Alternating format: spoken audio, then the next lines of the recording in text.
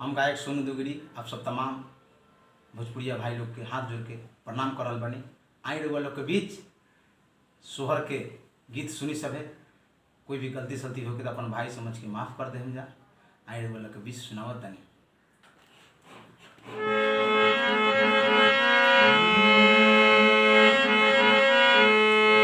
भादो के महीना खास भगवती पुराण रहे, दुआरा पर लागल रहे भारी पहर दरिया। अष्टमी के दिन रहे कंस के प्रकोप रहे, वासुदेव देवकी रहल जेल के भितरिया। देखी कैसे अरे तो पहिला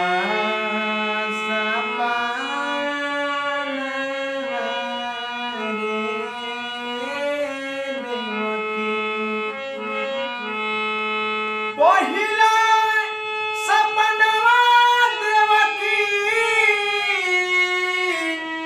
जी देखेली। अरे पहिला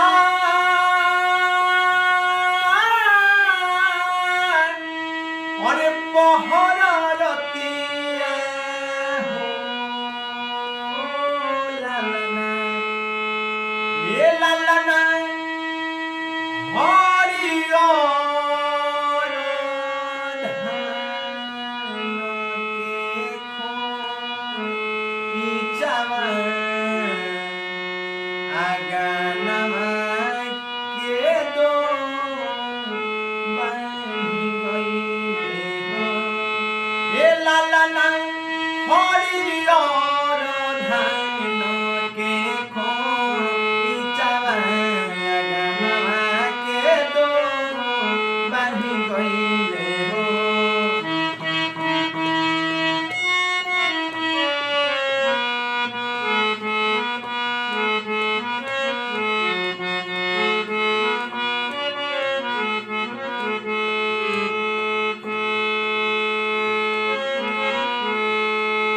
तो दूसरे सपनवा देवकी जी देखली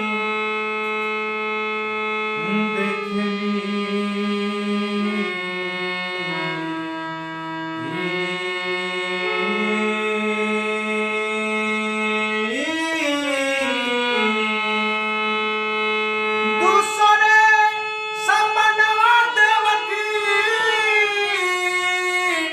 जी देखली।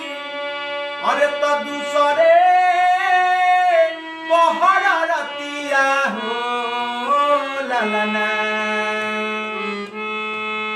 ये लालना हरियर के धावा दावा आंगनवा के दो बानी गइले हो। ये लालना हरियर के धावा दावा आंगनवा के दो बानी गइले हो।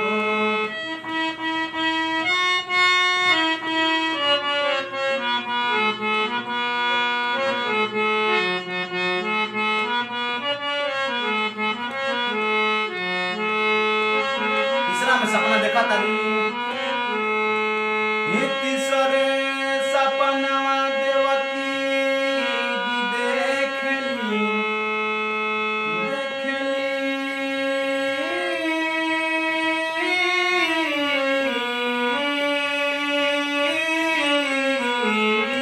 होरा। तीसरे अरे सपनवा देवकी जी देखली।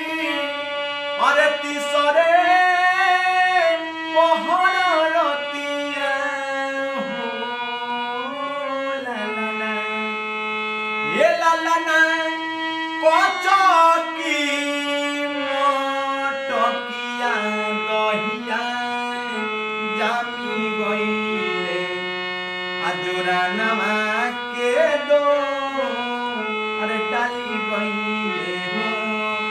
ललना कचकी मोटकिया दहिया जामी गई जुरा नमा के दो डाली गई रे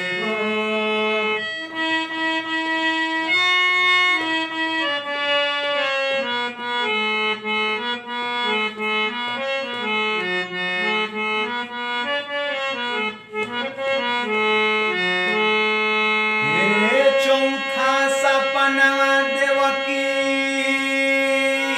जी देखली अरे देखली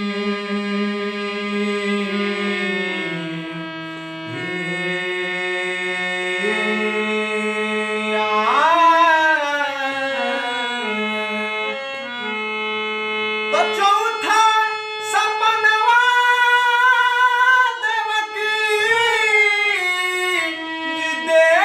अरे तो चौथा पहल रतिया हो लालना ए लालना छवरे महीना के बा लकवा तो गोदिया मोरा अरे खेले ललना छवरे महीना के बा लकवा तो गोदिया मोरा अरे खेले ले हो एकरे के दूसरा भाव में लेला भैया हे ललना छवरे महीना के बा लकवा तो गोदिया मोरा खेले ले हो हे ललना छवरे के बाला कवा तो गोदिया मोहला खेले ले हो ये ललना छवरे महीना के बाला कवा तो गोदिया मोहला खेले ले हो ये ललना छवरे महीना के बाला कवा तो गोदिया मोहला खेले। नमस्कार, अच्छा लागल हो तो लाइक और सब्सक्राइब जरूर कर समय। धन्यवाद।